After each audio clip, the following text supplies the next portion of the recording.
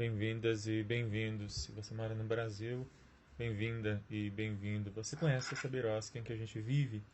Semana passada eu recebi, fizemos um feat aqui com o professor Tiago e falamos sobre os 20 anos da política de igualdade racial. E não é a primeira vez, na verdade, que eu falo sobre racismo aqui, já falamos de alguns outros casos, como do entregador de pizza que foi fazer uma entrega num condomínio e sofreu violência e racismo.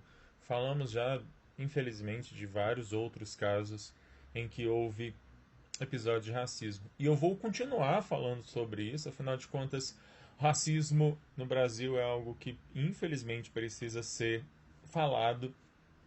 E hoje, logo após a comemoração dos 20 anos da política de igualdade racial, a gente tem pelo menos mais dois casos que vieram à tona nos últimos dias. Um caso envolvendo o Carrefour e um caso envolvendo uma nutricionista no Rio de Janeiro. Então é um pouco sobre isso que eu quero falar. Afinal de contas, os casos de racismo estão aumentando, ou a gente está tendo maior visibilidade, ou as vítimas estão se sentindo melhor, mais bem protegidas para falar sobre os casos, enfim. E vamos tentar então entender um pouco essa história. Viração desse quadro que eu faço todas as semanas aqui, e fica disponível no YouTube, no meu canal no youtube.com/, Alexandre Bahia, e também o podcast do Berasca News fica disponível em todas as plataformas de podcast, como o Spotify. Eu mantenho também um canal no Telegram, Alexandre Bahia, onde coloco algumas discussões, assim como no meu Instagram, onde inclusive estão os links para todas as minhas redes. O meu Instagram é alebaia_. Vamos lá. Então, a gente tem o caso de uma professora negra que entra numa loja do Carrefour e ela então é seguida por um segurança por todos os corredores, por todos os lugares onde ela vai. E aí então ela tenta conversar com o segurança e tenta conversar com as pessoas, com os gerentes, ela chama um gerente e é negado ali que tenha havido qualquer ato de racismo. Ela tentou fazer inclusive um boletim de ocorrência e ela não consegue porque o argumento é de que ninguém falou nada com ela, nem ninguém tocou nela, mas ela, como uma mulher negra, ela sabe muito bem o que ela passou ali, que é justamente algo que infelizmente pessoas negras relatam, que é justamente esse racismo, que ele é estrutural e que ele é afincado na sociedade brasileira de uma forma ainda extremamente forte. Poucos dias depois, esta mesma professora volta ao supermercado, agora sem as roupas, ela estava apenas com a calcinha e sutiã, e vai ao supermercado justamente fazer um protesto, dizendo, bom, agora que eu estou aqui semi-nua, vocês não têm mais razão para achar que eu vou pegar alguma mercadoria e esconder aqui nas minhas roupas. Ela faz isso justamente como uma forma de protesto. Pois bem, a gente ainda estava discutindo esse caso quando vem o caso de uma mulher, uma nutricionista, que não é a primeira vez, inclusive, envolvida em confusões similares. Ela estava passeando com os cachorros dela num bairro Zona Sul do Rio de Janeiro. E aí ela então vê alguns entregadores, todos eles negros, homens, mulheres, negros, esperando para fazer as suas entregas, enfim, numa escada, parados ali numa escada, e ela então começa a discutir com eles.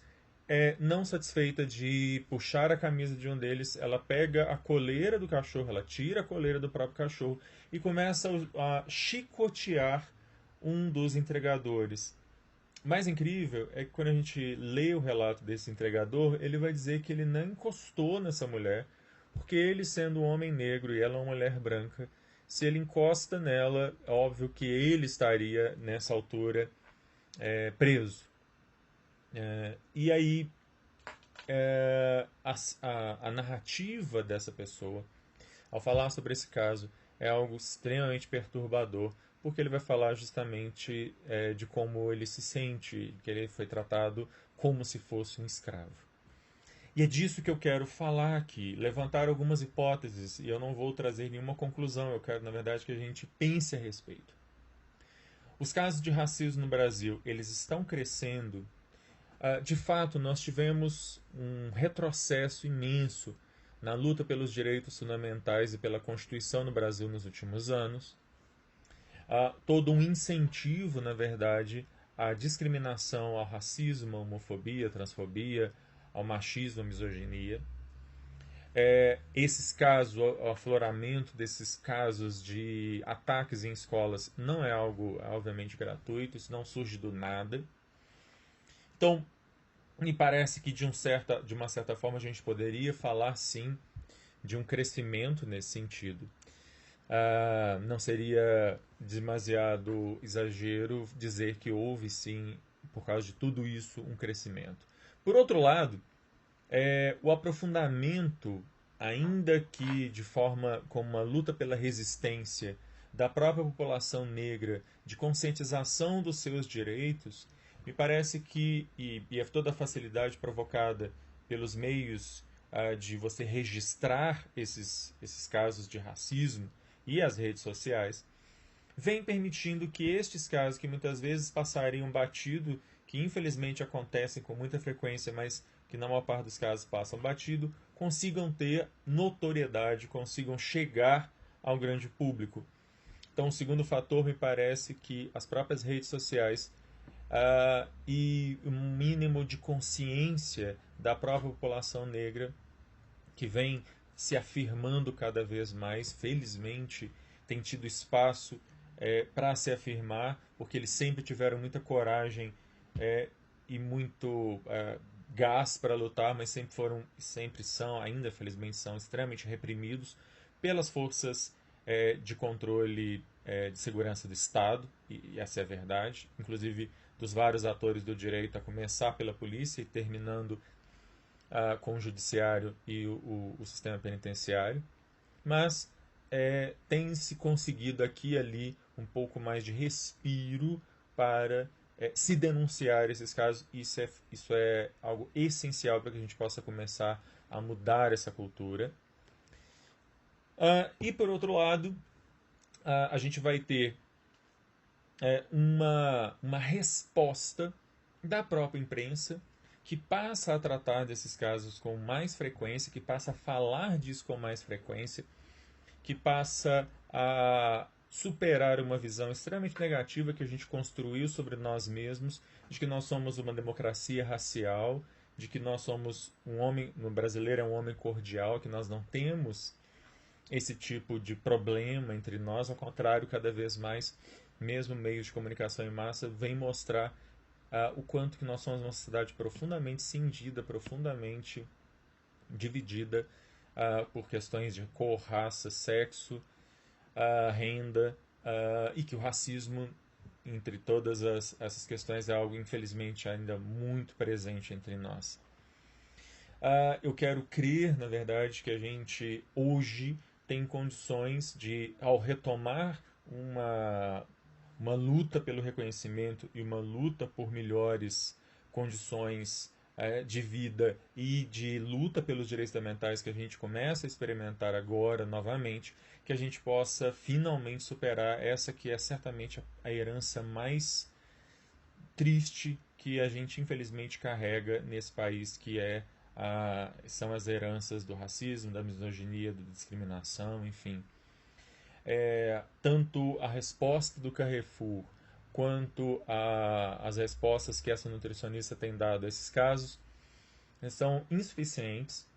A atuação do sistema do direito, apesar de toda a legislação e uma série de instituições que nós temos, delegacias especializadas, legislação, etc., ainda tem sido extremamente tímida. Os casos de racismo, infelizmente, no Brasil, injúria racial, racismo, enfim, infelizmente ainda são pouquíssimos os casos em que há uma real responsabilização, em que a lei é aplicada no rigor em que ela deveria ser aplicada, mas eu espero realmente que a gente possa, a partir de todo esse fomento à discussão, caminharmos para dias melhores com relação a essas questões. Bom, eu vou ficando por aqui. A discussão sobre racismo ainda deve render muito, porque infelizmente isso ainda é algo que nos atravessa profundamente. Este é o programa Birosca News número 199. Na semana que vem eu quero fazer o programa de número 200. E aí, vamos ver que outra coisa maluca, absurda, estapafúrdia vai aparecer aí nas nossas mídias, nas nossas redes, para a gente poder fazer aqui o programa de número 200, que deve contar inclusive com a participação do professor Paulino lá da Paraíba, um grande amigo, um grande estudioso do direito, certamente vai fazer um programa excepcional. Bom, eu vou ficando por aqui. Semana que vem, então, eu estou de volta para falar de mais algumas